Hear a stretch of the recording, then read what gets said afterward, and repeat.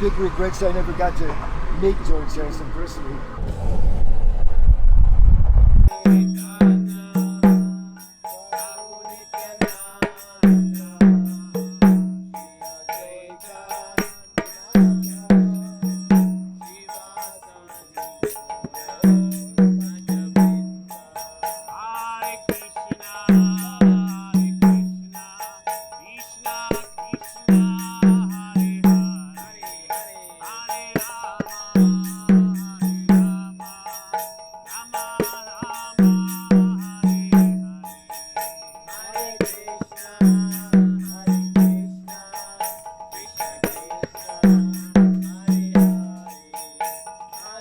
Hare Krishna, everybody.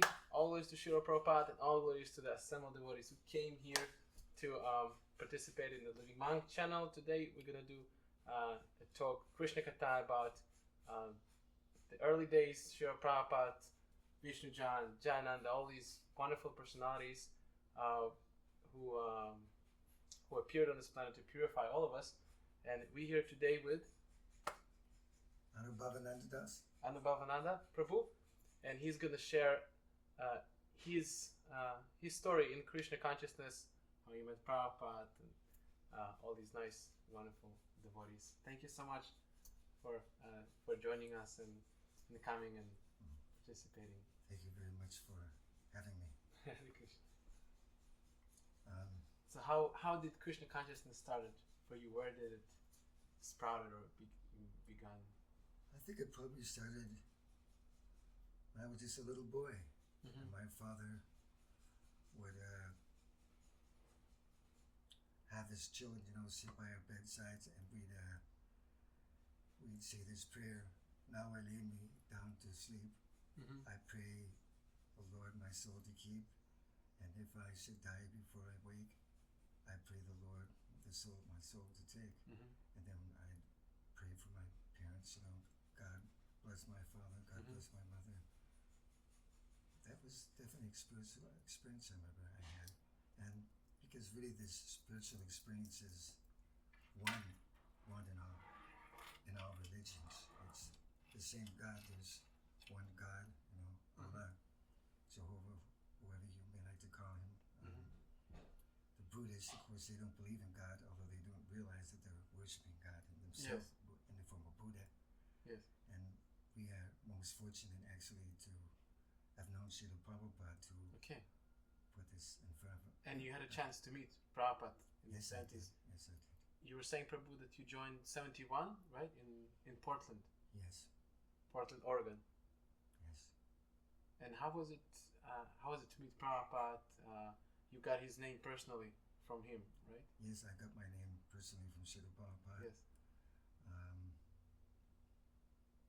We had an initiating ceremony for all the devotees, and Prabhupada came, and I just felt because everybody else was getting initiated, Mm-hmm. it was time for me to. But also, when I first moved into that temple, I was told, that you need to, follow these regulated principles. Yes. Chanting 16 rounds. Yes. If you want to live in a temple and show that you can do that. And I was very eager to. Actually, the story of how I came to Krishna consciousness is so closely linked to meeting Prabhupada, but I myself didn't join the movement because of Halava. Okay. I was actually a very inquisitive young man. I was actually very desperately myself wanting to know, who am I, who is God. Yes. And I was crying out even to Jesus in the first place. I was crying out to Jesus, and I really had this.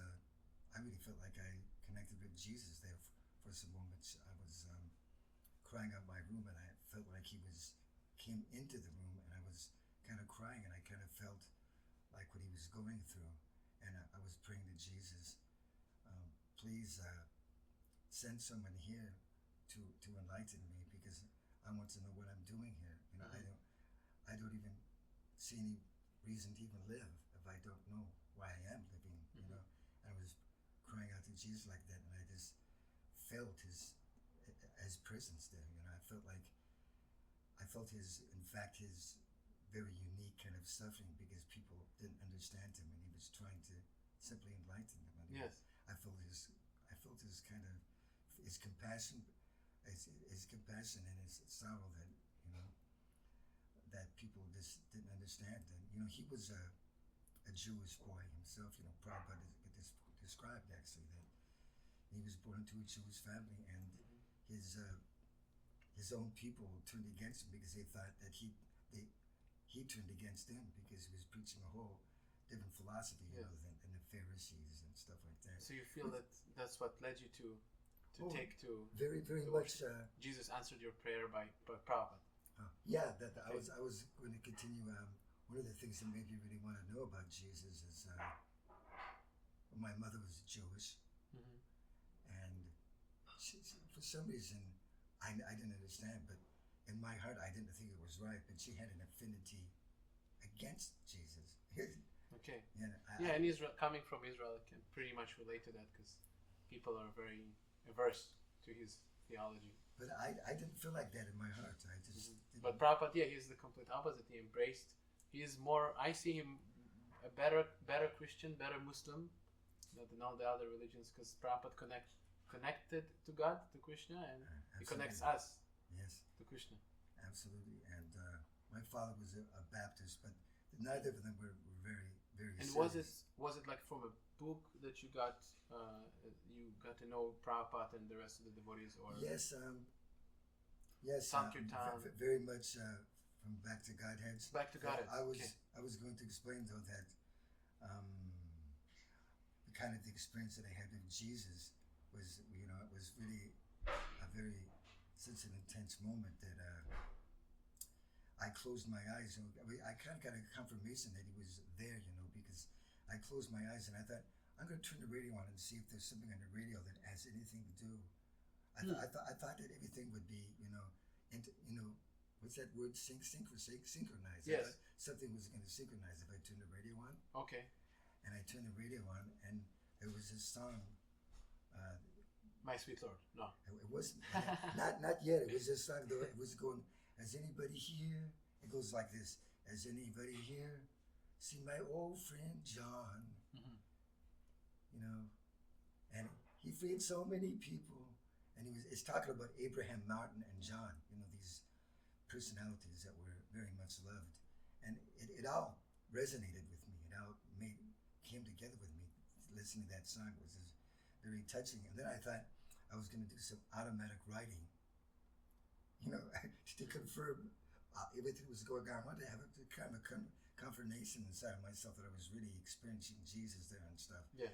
And so I asked God to please just ask me to draw a picture, and I drew this picture of this man who was tied against a tree with a whole bunch of books in his hand, and that kind of has more significance to me now than even then. But it was just a totally spiritual experience.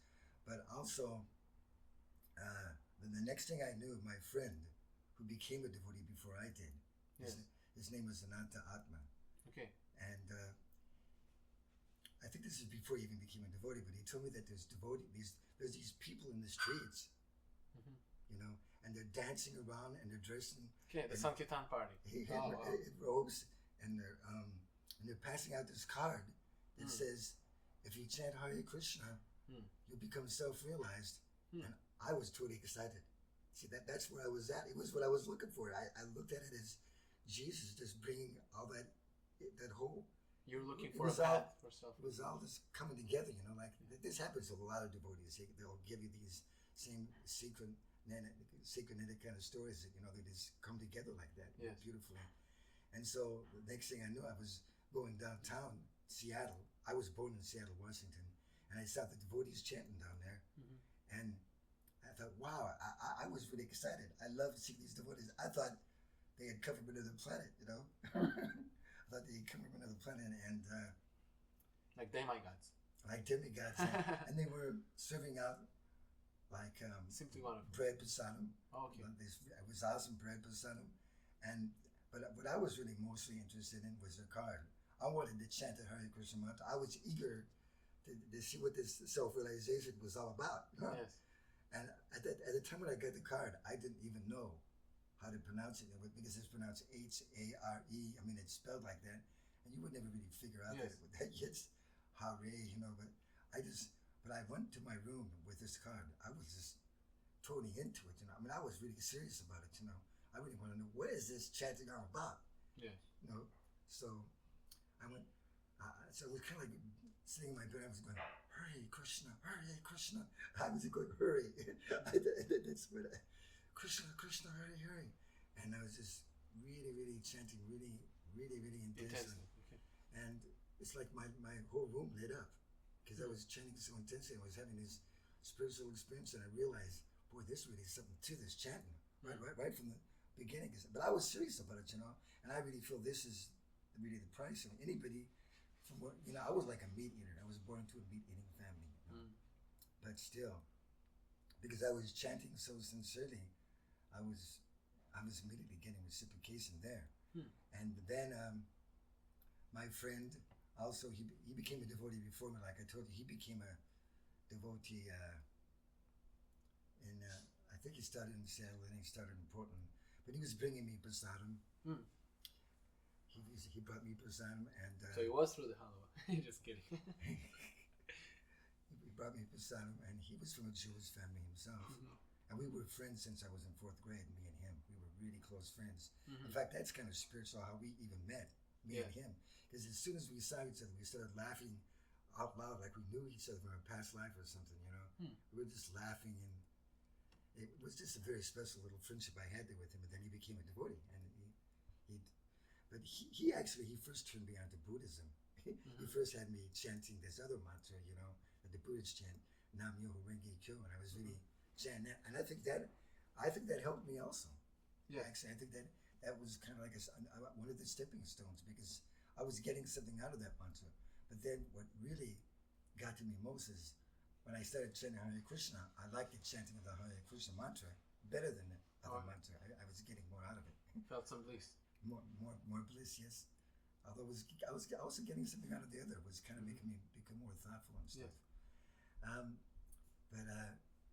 But he brought me back to Godhead magazines. Okay. And I looked at the back of Godhead magazine, and I just saw a picture of Prabhupada. Oh. And when I saw the picture, just seeing the picture of Prabhupada, I was completely stunned. I thought, this looks like an old man that's as innocent as a baby. That's what I was thinking of. He looked very innocent. Yeah, and he looked like he was looking right at me. Oh. In fact, he looked like he was looking right at me, and I was sticking my face right up to his face. You remember which picture was that? Like if we find that picture, you will recognize that picture? It was one of the earlier Back to Godheads. Maybe I would. It was one of the earlier Back to Godheads. Maybe this one. And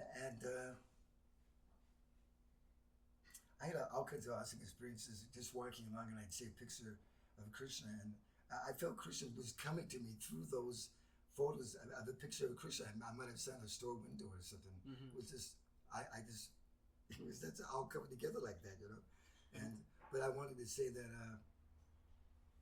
one of the things that really inspired me to write poems is because I saw this poem by Srila Swami in the Back to Godhead about the Bhagavad Gita. Yes. And I was so excited about that poem. I love that poem so much. I went into the living room and I was, listen to this. I was reading it to my parents, and they were just, they didn't get it though. They didn't get it, but I was really excited, So this is an indication of it. This has to be something, that's coming from a previous life. And that Certainly. That brings us to become devotees. But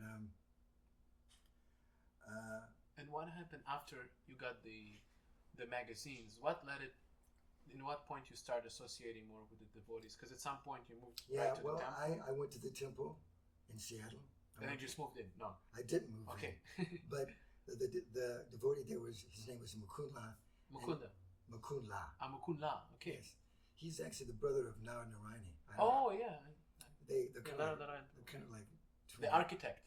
Yeah, that's right. They're kind of like twin brothers. Yes. And he's kind of, Prabhupada even actually called it Narayan, kind of pretty eccentric way he preached and stuff. But he had me sweeping the floor and stuff. He had me sweep the floor after the feast and stuff. So he was engaging me in devotional service right there, Yes.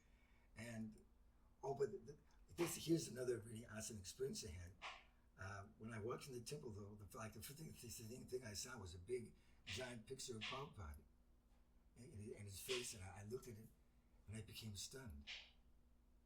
I mean, I couldn't stop looking at Prabhupada. You know, he was just looking right at me, and you know, I was wanting to move out of the place I was living because my parents. I was in a very chaotic. I was born into a very chaotic situation, which we don't have to discuss that. That situation. But I ran away from home. That's how chaotic it was. But when I saw this picture of Prabhupada was just looking right at me, and he was speaking to me right to his eyes. Yes. I was having a realization that this is no ordinary person. Right from the very beginning, you know, he was saying, you just move into here through my eyes, and you will be happy. It sounds you felt that calling. Yes, and it sounds just like something Prabhupada would say to someone, isn't it? Isn't it? And so from that time on, I just in my house I just kept on chanting and chanting and chanting and chanting. And but also my friend also brought me a single of the Hare Krishan Temple album. Okay. One part of the single was the Hare Krishna mantra that we're singing, you know. It was so beautiful. I mean, that album is just uncomparable, I think, that Hare Krishna Temple album. And the other side is Govinda prayers, you know, sung by Jamuna. Yes. And I was listening to that. I was just completely blown away by that. I just loved it so much. And then that was before you considered moving to the temple? That's before I moved to the temple. Before I moved to the temple. And how long it took you actually to make that step? Well, this is what happened. I kept on chanting, and my mother didn't like the chanting. Well, what are you doing? Why do you keep on chanting like that? And I had actually cut out pictures out of the back to Godhead of Lord Vishnu, put them on my wall by my bed, and I had a picture of the Panchatattva, you know, by my bed, and I was sitting there, you know, chanting. Just like Prabhupada actually said. He said, you know, Prabhupada said it's easy to become Krishna conscious, you know, you just get a picture of Lord Chaitanya and chant. That's what I was doing. But I wasn't doing it on Prabhupada's instruction, although Prabhupada was in my heart, you know. But I never heard that, but I was doing it. I just felt inclined to just look at the Panchatattva, because I was becoming mesmerized by the faces of the Panchatattva too, this real beautiful Panchatattva. Yes. But because my mother didn't like the chanting, I decided, well, I'm not going to stop chanting. I can't stop chanting. So that's what made me decide to run away from home and join the temple. Because my mother didn't like the chanting. So that was the reason you ran away. Yeah, but that's another fantastic. Like the gopis. But that's another fantastic story. You know, Dino Bando likes to relate this story to other devotees. You know, he was one of my temple presidents. Okay. So what I did is I hitched a ride from Seattle to Portland. Okay. And it was a stormy night when I got there. It was raining, and I just thought, I didn't know, I wasn't sure where the temple was. So I thought, I'm just going to chant Hare Krishna. And I just believed, you know, because I heard that, you know, this is Krishna, you know, Krishna's the name, so it'll guide me there. And I just relied on the holy names, you know. And then I got to the temple, but I was asking around to I knew some other the vicinity of where it was, I forget exactly how I did, but I knew the vicinity somewhere, but just not exactly where. And it was like a stormy night, and I was chanting, and then I got to the temple, maybe with the help of someone guided me there too. But when I got to the temple, it was like really early in the morning. It was real late at night, and it was stormy. So I just slept on the temple porch. And then I got up, and I think at that, for some reason I had whiskers on my face. I looked like a really total hippie. I don't know why I looked like that, but I did. Well, I was kind of like a hippie anyhow before I joined the movement in TM2. That was like part of the hippie movement. Yes. And a devotee answered the, and he looked at me and he was wondering, what is this person watching? And I told him directly, I want to surrender to Krishna. Right away at the threshold. Right there. Well, I want to surrender to Krishna. Somewhere or other I realized the whole essence of the whole philosophy there.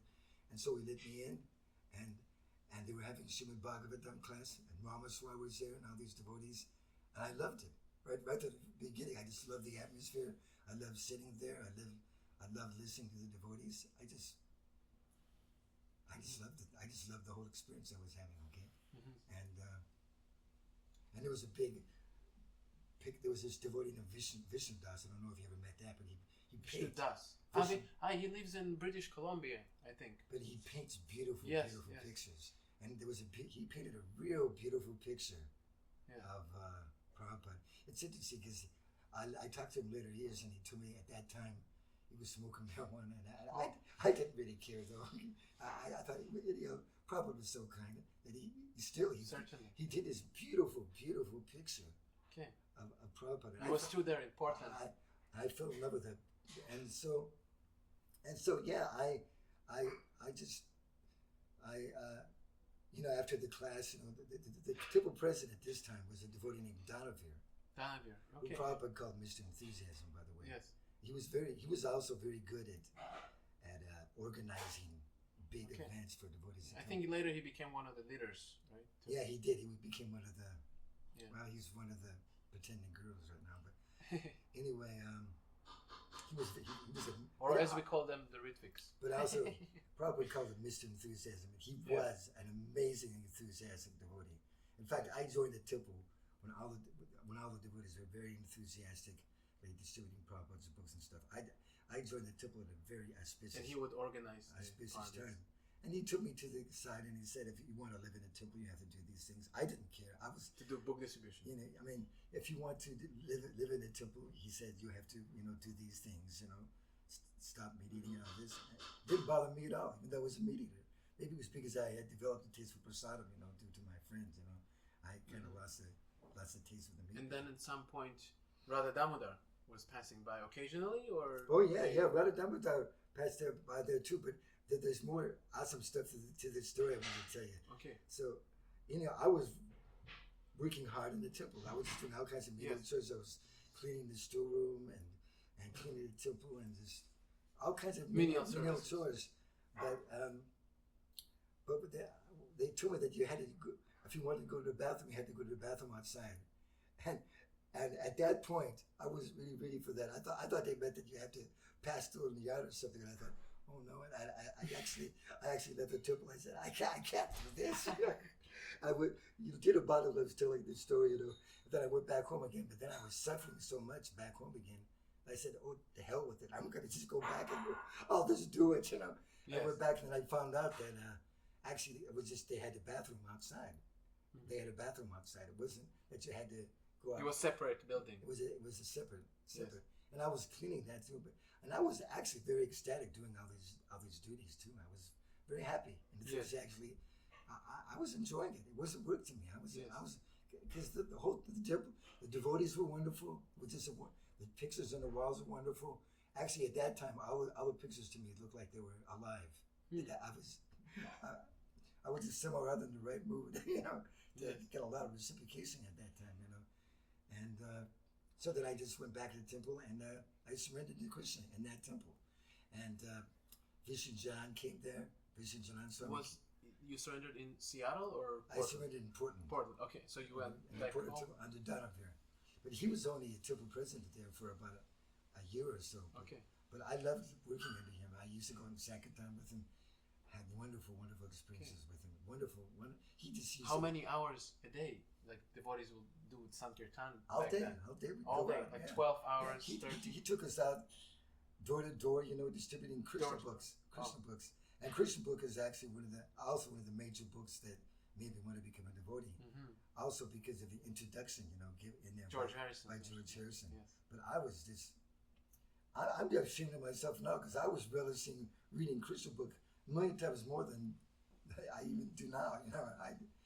It just shows how Maya just can sneak in. But I was really relishing that book so much. I was relishing looking at the pictures, and I thought, this is God, wow. But it all made sense to me. I just loved it. Loved it. And I really felt that Krishna was present in the picture too, and in the book and stuff. It was a big Krishna book, and I would just love it. That was a lot also. A lot of what also made me want to join the temple. Just the Krishna book. Reading Prabhupada's words in the Krishna book too. And but I did meet Vishnujana Swami, and they would go with the Radha Damodar party with the buses. Well, actually, when he first came, it wasn't with the Radha Damodar. Okay. No. When he first came, he just came by. It wasn't with the Radha. Okay. It was just him, but it was awesome experience. Okay. He sung so beautifully. I never heard anybody in my whole life, except Prabhupada, really. Sing his of course, Prabhupada loved to listen to Vishnujana Swami too, you know. Yeah, he said that he would go back home, back to Garut, chanting, singing. And I remember we once went to this college engagement or something, and we had a Puspa Seka flower festival, and he was in charge of the Puspa. Vishnujana Swami. Yeah, and he was playing an harmonium, and it was just out of this. It was just out of this. And also, I used to be able to go with Vishnujana Swami to. He used to go to rainbow festivals, you know. Oh, okay. Where they, these rainbow festivals where these people live in the hippies. They kind of they live in the country, you know, smoke weed, and but anyway, walk naked. And they were naked. Yeah, there was girls that go around naked and stuff. Oh my God. But anyhow, Vishnujana, he was president of all of that, and the people all just loved him. He just knew how at these festivals. He knew how to just get a gathering and to listen to him, and he just knew how to do it. He made so many devotees, this was Kirtans and the Radha Damodar party. But that was even before the Radha Damodar party, when I got to go with him. And sometimes we'd go out door to door, and he'd be leading Kirtan. He'd be singing while we were going door to door. Damodar did that. Damodar was kind of similar to Vishnujana Swami in that way. They were kind of similar characters. Yeah. Oh, okay. But anyway, I had a real beautiful experience. Right? Yes. And you had any like personal exchanges with him, Well, like I told you, one time I was asked to stay back and clean the kitchen, and and I was kind of sad about that because I love to go out with him, with other devotees, Yes. But I was asked to clean the kitchen, and when he came back, I don't even think I did a good job. I'm just kind of anyway, but he hugged me for cleaning the kitchen. Yeah. Oh, why? And it was just an amazing experience because I knew that you just knew as soon as you met Vishnujana, this is not an ordinary person. This is a real, truly saintly person. When you met Vishnujana, that was What was the most special quality that he resonated or brought up? Beauty. He was a beautiful devotee. Humility. And you just knew he had love for Krishna. I mean, you felt his love for Krishna. You felt it when he's saying, it just melted your heart. I mean, he was just a wonderful, wonderful, and he gave great lectures, and you could see he was full of love for the devotees too. He was very personal. He was a very personal kind of person. I never really got to know him that well, but it was kind of sad that he kind of got stuck with, who on the Radha Damodar party. But he was traveling with Tamal Krishna and the Radha Damodar party.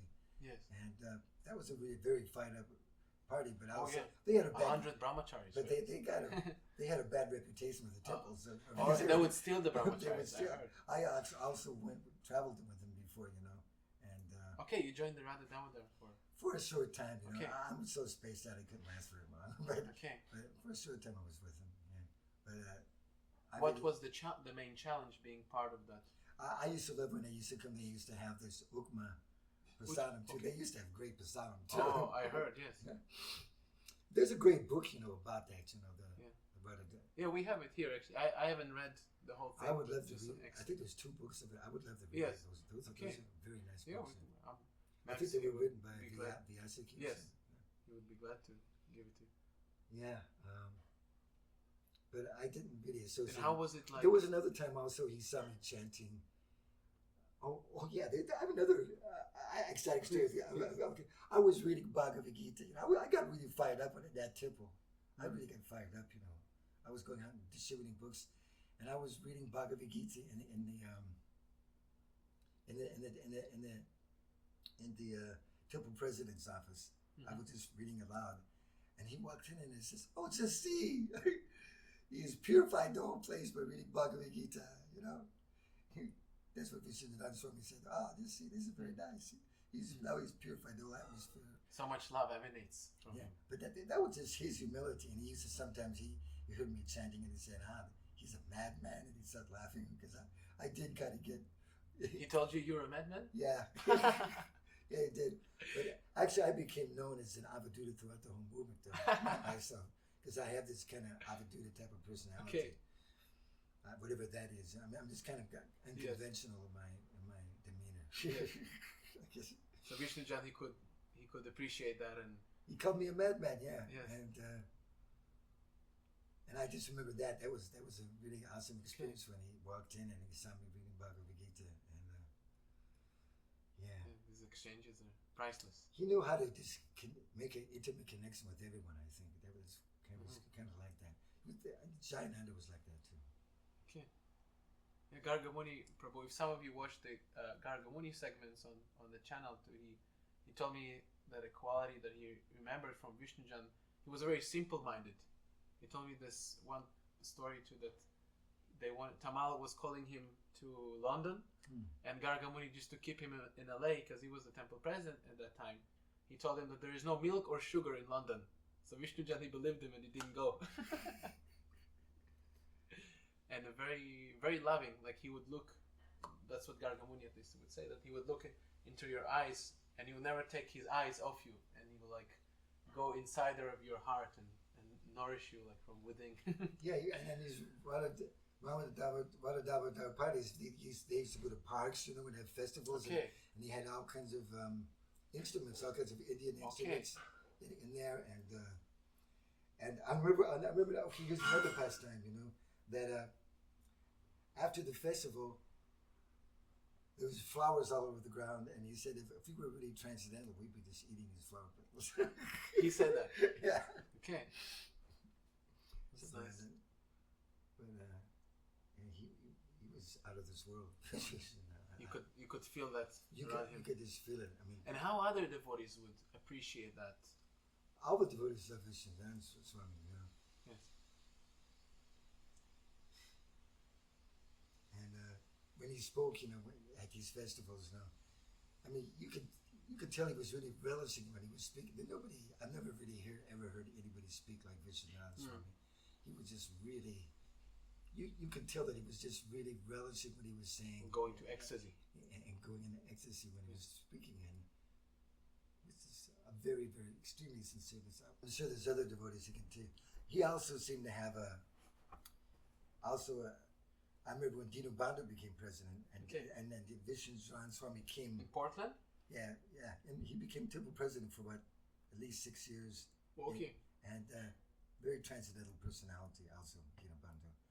And but when Vishnujana Swami came there, Vishnujana and Dino Bandhu really seemed to have a very intimate relationship. Click. They really clicked. Really. Okay. Yeah. I remember that too. Even more than with Danav here. Mm-hmm. But I remember another moment I think that's very telling is that was Jayananda when Danav was temple president. Yes. Jayananda called on the phone, and Danav would yell, "Jayananda has called!" Oh wow! So that's how popular Jayananda was. I mean, I guess maybe a lot. I wasn't even aware of it until a lot later, but but maybe he knew that Prabhupada had called him a pure devotee. Oh yeah. Well, a pure devotee is self-effulgent, so. And actually, there's a pastime when Prabhupada was laughing. He was saying, "Look at Jayananda, he's tall, just like Lord Chaitanya." Yeah, you've heard that one too. He was a very staunch, big body devotee. I had a few pastimes of Jayananda. Well, a few pastimes of Jayananda too, if you want to hear them. Certainly, I'm sure we would. Well, as I was telling you, that I once followed him with some other devotees to a works spot where he was building the Rath Yatra. He was famous in San Francisco, right? Yeah. Okay. I think it was Berkeley. Yeah, well, that's Berkeley. the same. Okay. They're both the same, right? And I remember that. When we were at the site, he was up on a big ladder and he looked down at me and it just felt real special. He says, "What's your name?" So what's your name? Like I think he had a special concern for all the devotees to himself. Yes. And I told him, but I'm not sure what I did there. I'm not too capable of doing too many things. But he asked me my name, and that made me feel special. And there's actually a picture of me in a Back to Godhead magazine where he's he was working on the wheels of the cart, and I'm standing in the background, just kind of watching him. And there's a big smile on his face. Do you remember which year was that picture? No. No, I don't. But between 71 and... Must have been around 73 or so. 73, okay. Oh, we can look it up. Yeah, Donovan used to take us to the Rath Yatra festivals. Down in the Bay area. Donovan, he used to take us to Los Angeles and Berkeley to the Rath Yatra festivals. And yeah. But I really didn't tell the whole story of Prabhupada, how he named me. Please. Did I? So,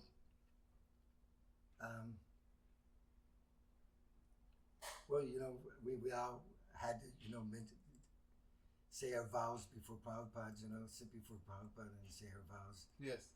And, but anyhow, I think the first thing I got was written, my name written on a piece of paper. And I looked at it, it said Anubhavananda. And I fell in love with my name also. As soon as I said it, I thought, wow, what a beautiful name, Anubhavananda. I really liked it. And I was wondering, I wonder what this name means. And the next thing I knew, Prabhupada was explaining, he says, and he actually said it more emotionally. He said, and we'll call this boy Anubhavananda. Oh, wow. And then he said, when he was always contemplating Krishna. And that sticks with me to this day. But the thing is, I was sitting right in front of, but the thing is, I was having really amazing experience with Prabhupada. I was sitting right in front of me, he was just right in front of me. And when I saw Prabhupada, he was in a total ecstatic trance. His eyes were just, he wasn't always looking like that, always. But his eyes were in, and I looked right into his eyes, and I went into a trance. And I was just, and I felt like I was swimming inside the deepness of his eyes. Wow. His eyes were so beautiful. I felt like my mind was swimming inside the beauty of his eyes. I just could not, I've never seen any eyes so deep and beautiful as those eyes, And then all of a sudden I felt a great urge inside of myself to bow down. I heard Krishna in my heart saying, "Bow down, rascal. That's your spiritual master. That's a bona fide pure devotee of the Lord." And I bowed down and I got back up again. And then there was another time when I think it was in Los Angeles. I used to try to hide from Prabhupada. I just felt like too much of a rascal even get near him myself. Yes. If he was around, I'd try to hide. That's, I understand even Jayananda himself. He didn't like to go real close to Prabhupada either. He preferred to work in the car. He didn't feel qualified to go see Prabhupada. And even when Prabhupada used to come to the temple, to Portland temple, all the devotees would run upstairs to go see Prabhupada. For some reason, I just stayed downstairs chanting myself. Yeah. I just felt too unqualified to even get close to Prabhupada. But what happened is, I walked out the door of the temple, and I turned my head, and there was Prabhupada, with all the devotees walking behind him. And the look in his eyes is completely, just, nobody looks like, I could tell that he knew everything. You could tell by looking in his eyes, he knew everything, and I just immediately fell down on the ground, and bowed down but it was like I felt like Krishna threw me down. It's like his glance threw me down on the ground to bow down before him. It was like that. It's hard to explain, but I just felt like I was thrown by his glance onto the ground to bow down. And then I went and followed the other devotees. And it also, just like walking with Jayananda, just immediately you feel like we're in a spiritual world. And I just stayed way behind, chanting with the other devotees, while Prabhupada was preaching heavy things in the front, And oh, and then I have another Prabhupada experience. Okay, if you want to hear another awesome Prabhupada experience. Certainly. Okay. When he was in the temple, this is another awesome Prabhupada passed out with me. Yes. And so when he came to the temple, we used to like to play that, the Hare Krishan temple, and it goes, Namo Vishnujana. We played that from the Hare Krishan temple album. And when Prabhupada was,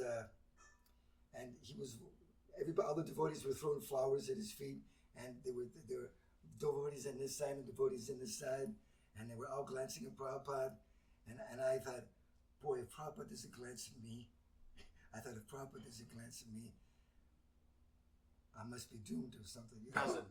Doesn't glance. Right? If he does not glance. Yeah, if he does not glance at me, I'm okay. I just felt like I thought I must be rejected or something. You know? And he was walking towards the door, you know. He was walking towards the door. Then all of a sudden he turned around and he looked right at me with a beaming smile, right at me, you know. Very cool. You know, so that fulfilled my desire. That was important? Yeah, that was important. And I wanted Prabhupada to look at me, and he did. You know? And then there was another time when I came. You know, I saw him a number of times, you know, and he was giving a talk. He was giving a lecture. And to tell you the truth, I was like sitting up in these bleachers for some reason, way high up, and he was way down there. And when he was speaking, for some reason, I was remembering Maharaj Judas there, you know, inside of a big assembly hall, you know, and that's what he was. I was thinking of that pastime for some reason when he was speaking, you know, because it's not different anyhow, you know, like he's just as good as Maharaj Judas anyhow, and I was just looking at him, and then even though he was far away, you know, he looked at me. Yes, he can still look at me, look into my eyes, and my heart melted and tears were just coming down my eyes because he looked at me, you know. And I think he was pleased. I think he was pleased with the way I was thinking, because like I understood where his mind was. Maybe his mind was also in that Rajasuya sacrifice, whatever it was, when he was giving the lecture. Maybe I picked up on it or something through his sound vibration. But he was pleased somehow or other with my thoughts, you know. And that was, and then another time, he was singing Jaya Radha Madhava. Yes. You know, and he does it. He was doing like this.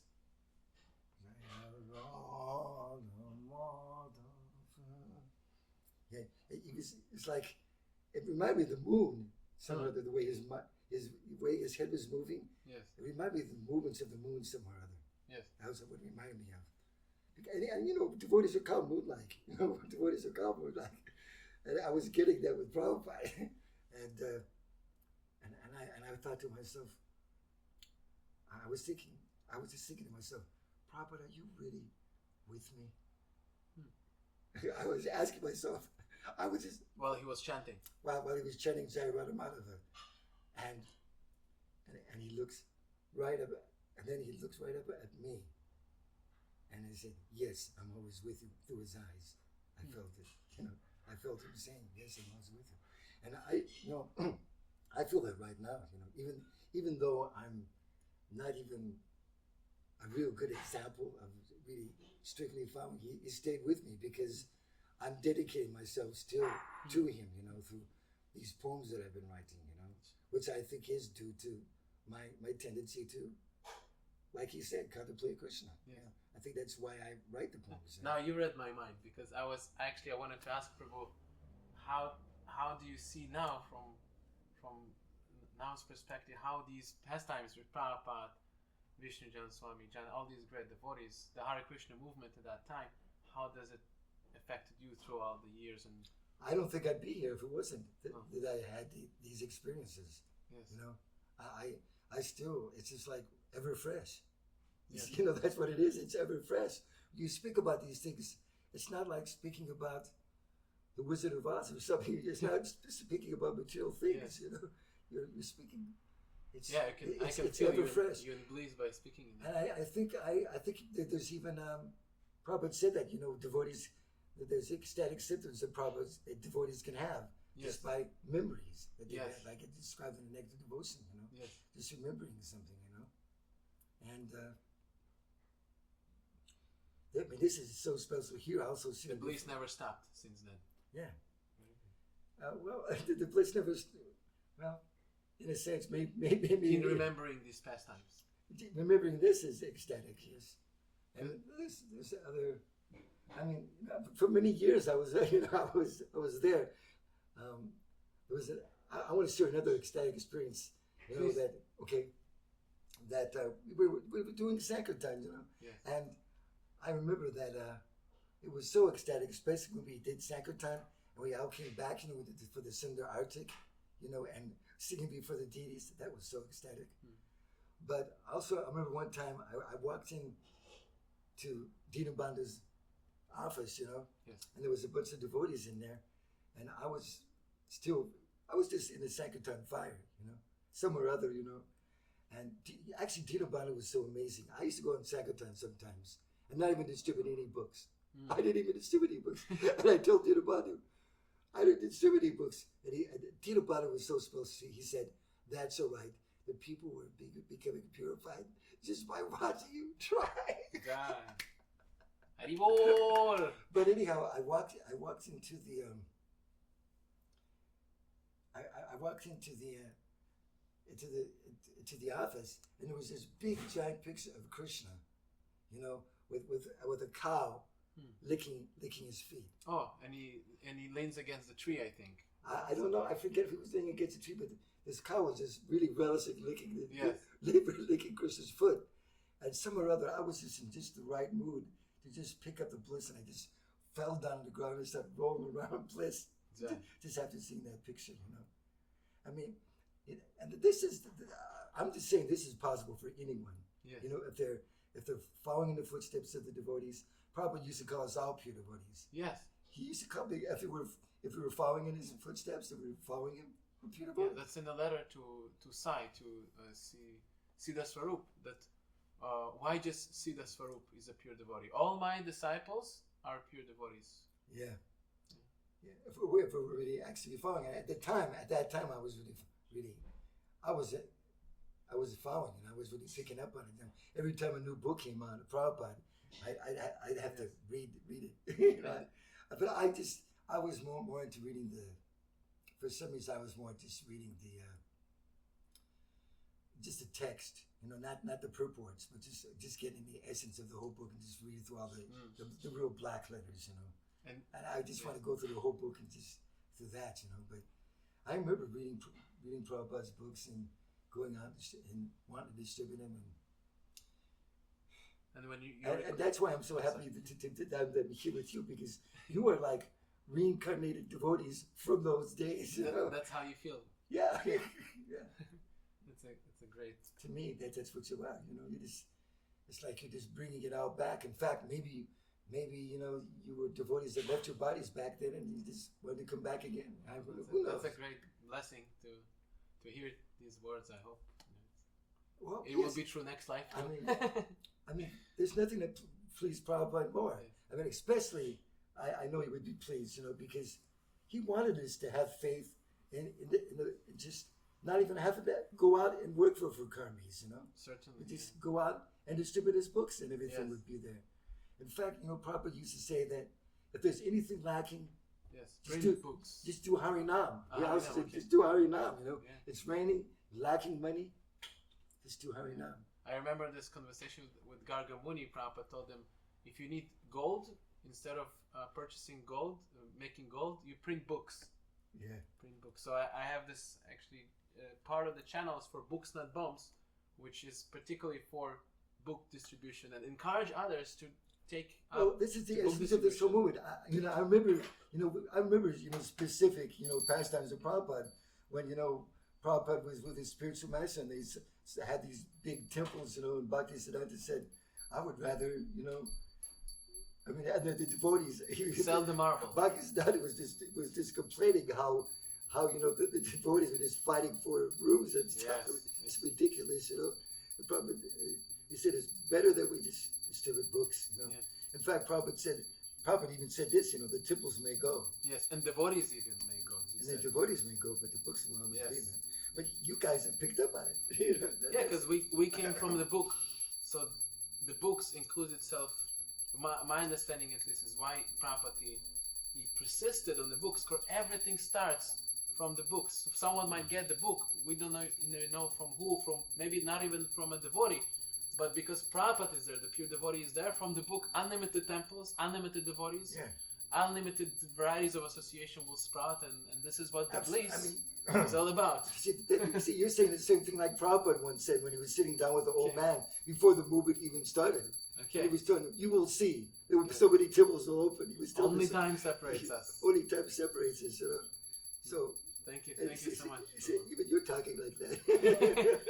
I'm just imitating, but really for people like us that are taking up the process, that we never had any direct relationship with Prabhupada or the movement in the early days or these great devotees, Jayananda, Vishnujana, what as someone who's been through that, who experienced the presence of such personalities, what tip or encouragement you can give to what us, I can tell you to is the new people? You have access for more association and intimate association with Prabhupada than any of us at any time. It doesn't matter. Okay. You just all you have to do is just distribute Prabhupada's books. Yes. Sincerely read Prabhupada's books, with an open mind. Okay. Even though you don't understand, Prabhupada said, keep on reading.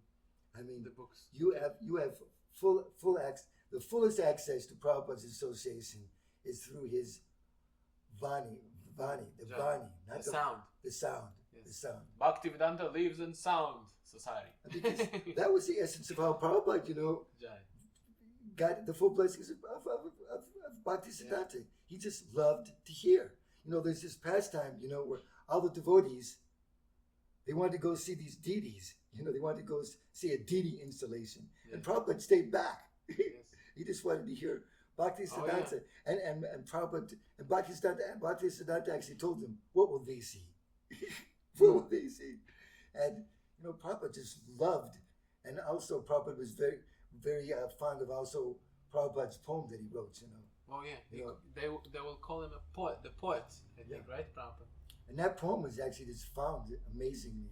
Prabhupada didn't even know some devotee actually found that poem somewhere. That's another amazing story. In the harmonium. Yeah, I think that was Kirtanananda. He found it in one of the libraries in Montreal. They found it actually. One of the copies of the harmonist and the poem. No, what we're doing here, devotees like us, especially maybe more like you two who are really fired up. But it's devotees like us that can. It's us who could really bring Prabhupada back. Jai. It's us who are really, I don't know why I'm saying us, but you're just going out distributing his books and showing your faith in him, and there's not, you can experience the most intimate relationship with Prabhupada just by what you're doing. Oh, thank you, Prabhu. Yeah, that's something that reminds me of what Gargamuni Prabhu actually told me, that he feels now that what he does now, he resides in Vrindavan and he reads constantly Prabhupada's books, 4 hours, 5 hours, 6 hours, how much his eyes allowing him. And he told me that in this time that he can actually associate with Prabhupada through the vibration, through the Vani, through his books, writings, letters, he feels more connected to Prabhupada, more close, more intimate to Prabhupada than he was when he was a sannyasi, opening temples, meeting Prabhupada daily, exchanging letters. He's got the real realization that we need. I mean, Dhammagosa is also very special in that way. He studies Prabhupada's books. He knows Prabhupada's books. Yeah, he sends us quotes daily. Thank you, Dhammagosh Prabhu, if you're watching this. Hare Krishna. I just had to bring that out, because he really very much, like all the time, he's sending out. I can feel that, yes. Sending out. And he just knows how to gather together very special, topics and gather them all together too. Yes, his emails and the quotes that he brings up is very real nectar to hear from Dhammagosh Prabhu. Thank you so much for coming and blessing us. But I think I wanted to say something else so that please, yes. That these poems that I've written. Okay. Well, there's this devotee named Mother Lavanya. Yes. She once had me reading my poems, and it's just me crying out to Prabhupada, begging for his mercy. Yes. But the fact is, at the end of this whole meeting, devotees were coming to me and telling me that I had brought Prabhupada there, But we all can do this, Yes. All of us can do that, Is there anywhere the viewers they can read the poems or? Well, I'm you shared the form? On Facebook. You know, on Facebook. Okay. Anubhavananda Das Speaks. Anubhavananda. There's many of my poems there. I could maybe just recite one right now. Please, yes. Too. It's one that I memorized, and so much for all these years. Sometimes I even found myself in the streets, I don't know, and meeting people or getting a ride with Christians, and I recite this poem, and it goes like this: step gently through your days, step gently through your nights. Forget the past now sleeping, nor trust the future beyond sight. Clasp the time within your grasp to remember who is giving the light you have to find your way and the life that you are living. He lives within our hearts, and behold his constant hand at every moment, every step, just to help you understand. His love still awaits you when our other loves depart, for your sincere and tear-filled eyes and pleading open hearts. Take me, I am yours, for whatever you desire, for you alone are all I need, the only one to take me higher. Wow, that's high. I wrote that came to me many years ago, but I know it's not me, you know. It's yes. When I used to go out and distribute books, you know, if I could distribute lots of books, I knew that was just Prabhupada. Yes. And it was just Krishna blessing me, you know. And when you especially preach, you know, why Krishna says, you know, that the dearest person to him is his preacher. Yes. Nacha tasmat manusheshu kachit me priya kritama. And no one should ever be. We shall ever be. Yeah. More. And that's why there's just no one more dear to Krishna than Prabhupada. Yes. And we every one of us have that facility. I was going to say, you know, I see you going out there, you know, surrendering to Krishna, you know, swearing to his holy name and distributing his books. But I've tried to do that too, and I found that I can do that too. I feel anybody, if they will just put their faith in Prabhupada, yes, you know, and Krishna, yes, and try to do it, they will be blessed to do it. I believe he did it dumb. There is reciprocation. You know, because there's even one verse in the Chaitanya Charitamrita, you know, where it says that, maybe you know this verse better than I do. It's something like one who remembers the Panchatattva, either the Panchatattva or Lord Chaitanya. A dumb man can scale mountains. Okay. Yeah. A blind man can see the stars in the sky. You know, and a dog can cross the ocean of the conclusive truth. Yes. You know, and a dumb man could write eloquent poetry. To me, that one thing about the dumb man speaking eloquent poetry, to me, I feel totally connected to that verse, because I really am kind of spaced out, found kind of character myself. I don't drive it. I can't drive a car. It'd be impossible. I failed at marriage. You know, I just kind of fell materially. You know. But certainly the poetry you read, it's really very soothing the heart. I really appreciate it. And I'm sure the viewers say too. Yeah, I'm still writing them, you know, ever since that day. And we can read more of your poetry. We can read on your Facebook page, right? We're gonna link down below in the description. You can go to Anubhav Prabhu's page and read more of these beautiful. Yeah, I think they've been coming out better and better too. So I'm just crying out to Prabhupada, because that's my relationship with Prabhupada. It's like his beggar. I'm just begging for Prabhupada for his mercy, and I really do feel, especially right now, yes, by his mercy. I'm sitting here getting to talk to a wonderful devotee like you, and seriously, this is Prabhupada. You know, I've been just praying, please send me some nice devotees, you know, that I can associate with, you know, and especially the kind of devotees I'm mostly attracted to are those who go out and do Hare Nam and distribute Prabhupada's books. You know, I'm not so much attracted to being a householder, or I don't know if I could really live self-sufficiently, but you know, Prabhupada wanted us to learn all that stuff too, you know. Yes. But still at the same time, as I was just describing the greatest devotees, Yeah. you preachers, I want to enter into that mood. I want to at least be able, if I can't distribute the books myself, assist someone who's doing it, give him Lakshmi, We'll try But I've been just really looking for like really persons that I really trust, that I would even have faith in. Yes. To have, there's so many that would just fall in the mind if you did that, Yes. But someone who's just really in that fire of Sankirtan. I'm just looking for special devotees like you, No, I'm not any special. But somehow Prabhupada kidnapped me from Maya.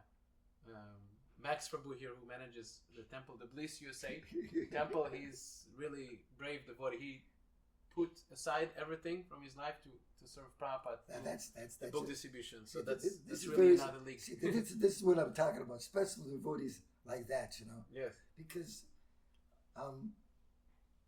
a nice example I want to give, is like that we need to understand. Is like one of my favorite pastimes is the pastime of Kaliya.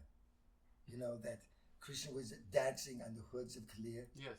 And that's then the only demon he didn't kill. Yeah, but then the wise were offering prayers, and they were wondering, how is it that even though he's in the body of the snake, that Krishna's dancing at his hoods. He must have undergone so many, dug so many wells and did so many pious activities. Yes. But that's the thing is, to really be a really good devotee and be able to set the right example and stuff. That's what it takes. Like Prabhupada said, the coward boys. How was it that the coward boys got to play with Krishna? He said they went through thousands of lifetimes of austerities and penances. So that now they're playing with Krishna. But the whole idea is if anybody's specially empowered, that comes from many lifetimes of practice. That comes. Like Dhamma Goshi's so absorbed in Prabhupada's books. Yes. Not all devotees, I tell you, unfortunately, not all devotees are really absorbed in reading Prabhupada's books. And not all devotees are going out like you, and putting your life on the line, So this is very special. And all I'm trying to say is that it's very...